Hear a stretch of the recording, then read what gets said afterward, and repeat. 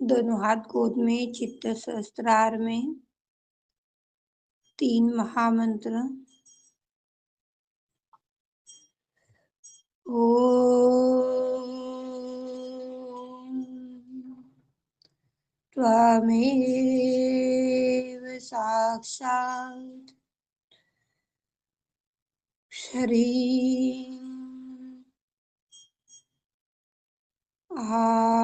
महालक्ष्मी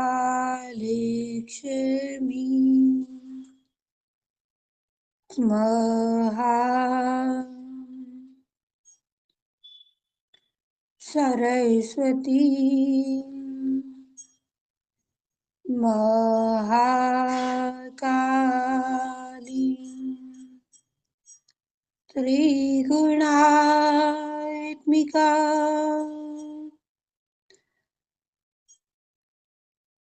कुंडलिनी साक्षात् श्री आदिशक्ति माताजी श्री निर्मला देवे नमो नमः। ओम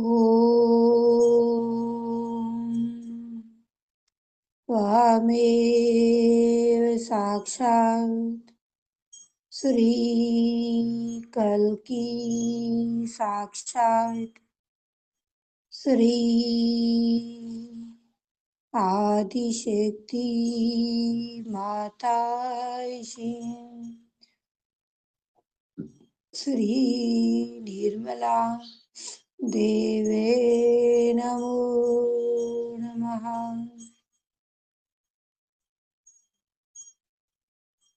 ओम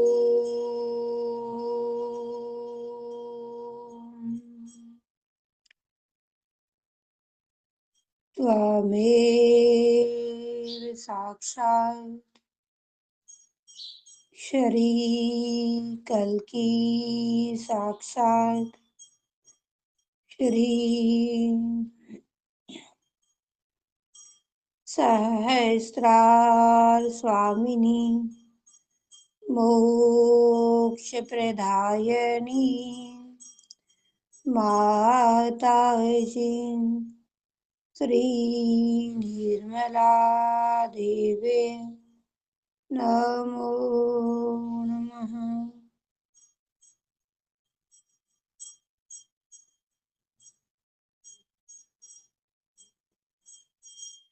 गर्दन का ऊपरी हिस्सा लेफ्ट साइड,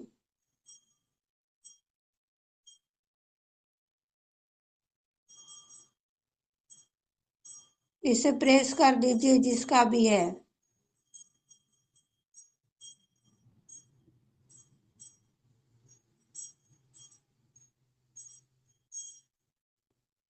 गर्दन का ऊपरी हिस्सा पीछे से कानों के पास।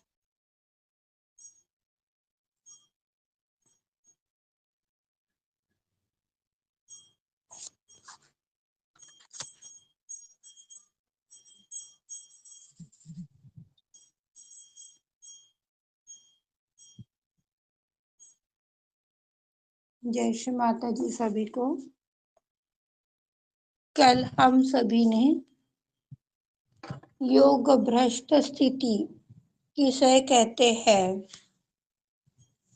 इसके ऊपर चर्चा की थी। इसके ऊपर अपने ज्ञान को आत्मसात किया था।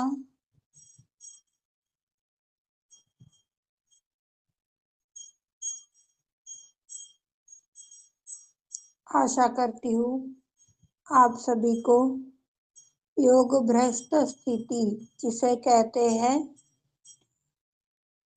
और उसके क्या नुकसान हैं भली भांति समझ में आ गया होगा।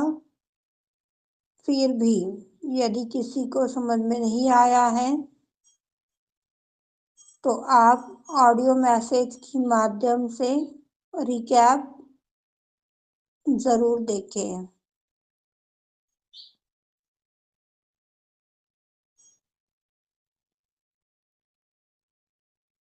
हम सब आदिशक्ति की दरबार में बैठे हैं, इस बात का हमें ध्यान देना चाहिए। जब हम आदिशक्ति की दरबार में बैठे हैं तो पूर्ण शांति से, पूर्ण प्रसन्नता से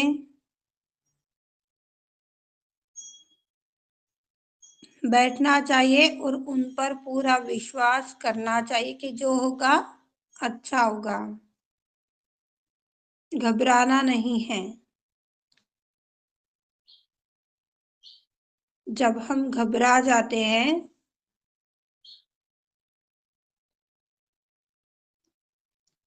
तो कोई लोग रोते हैं, कोई लोग अनाप शनाप बोलते हैं, कोई लोग दोष भाव ही तैयार कर देते हैं, फिर वो खुद में हो चाहे दूसरों में हो।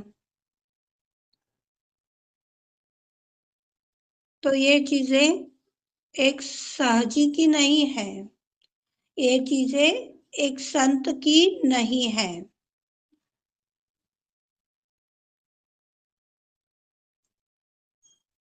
सहयोग में आने के पश्चात भी जो भी ये चीजें कर रहा है वो खुद के साथ खेल रहा है और उसे लग रहा है कि मैं सामने वाले के साथ खेल रहा हूं।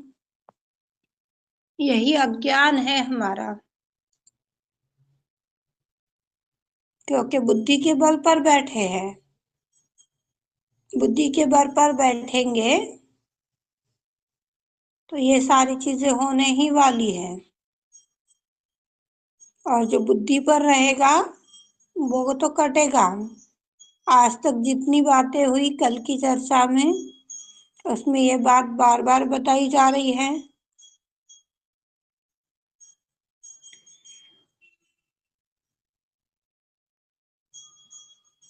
हमें बुद्धि के बल पर किसी का भी सामना नहीं करना चाहिए। आदिशक्ति का तो बिल्कुल भी नहीं। यदि कोई बुद्धि के बल पर आदिशक्ति को चुनौती दे रहा है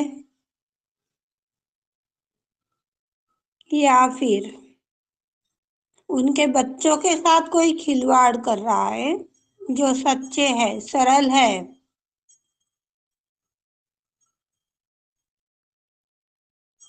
माँ तो कुछ नहीं करेगी पर अपने गण जरूर अपना चमत्कार दिखा देंगे।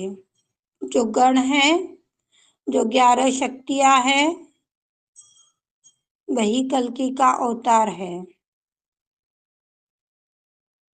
आगे की चर्चा में हम जानेंगे, जब भी समय आएगा तब। जो भी सवाल है मैसेज कर दीजिए, अभी कोई बोलेगा नहीं, मैं टॉपिक भूल जाऊंगी तो बोल नहीं पाऊंगी। जिसका जो भी है वो मैसेज कर दो, व्हाट्सएप करो चाहे टेलीग्राम करो।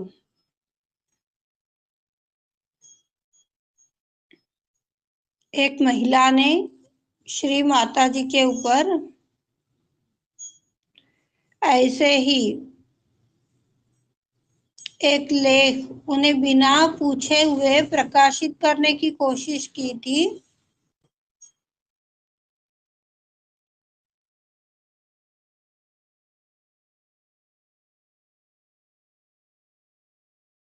दीदी आपका माइक बंद हो गया।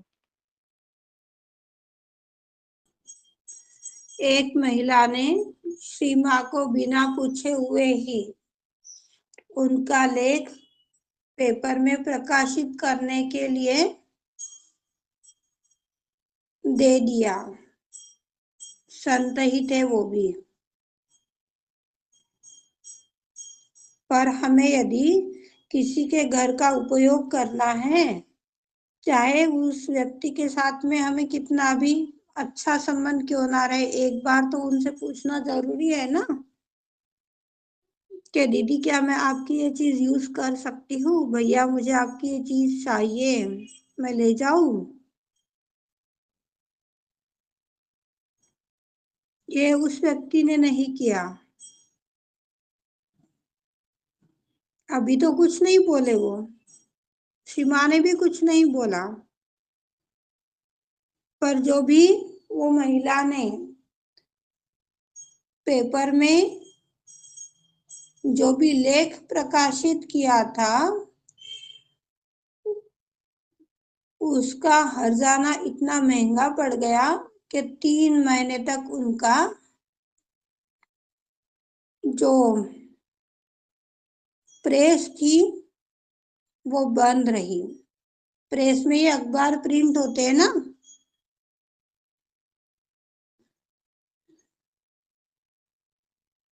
और ऊपर से प्रिंट प्रेस तो बंद रही, साथ में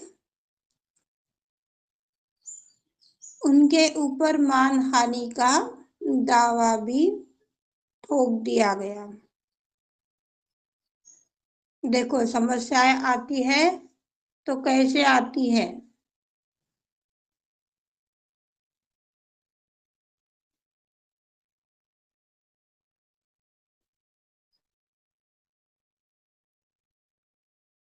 ये जो हो रहा है ना, ये नहीं होना चाहिए।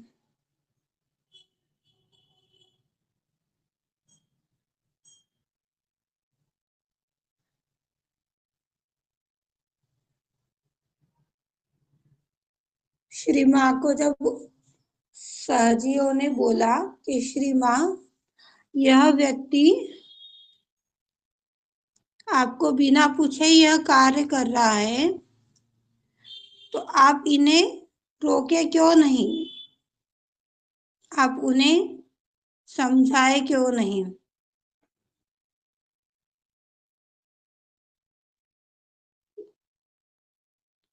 माँ ने तो कुछ नहीं बोला, पर गण बहुत नाराज हो गए।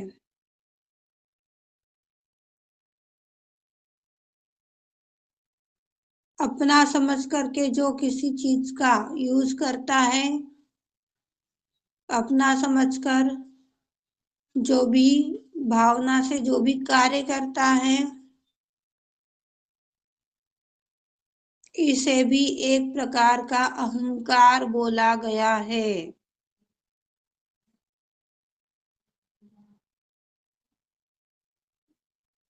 अहंकार जो है, ये हमारा लेफ्ट चैनल है।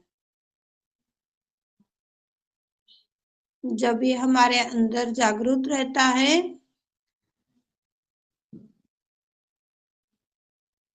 तो व्यक्तियों को अधिक मात्रा में वातानुकूलित घर, ऐशो आराम, जो कुछ भी है, उसकी लालसा बहुत बढ़ जाती है। वो व्यक्ति बिल्कुल सुस्त हो जाता है, इतना आलसी हो जाता है कि वो उस चीजों के आदी हो जाता है। अभी इसी से जुड़ा हुआ एक अनुभव है।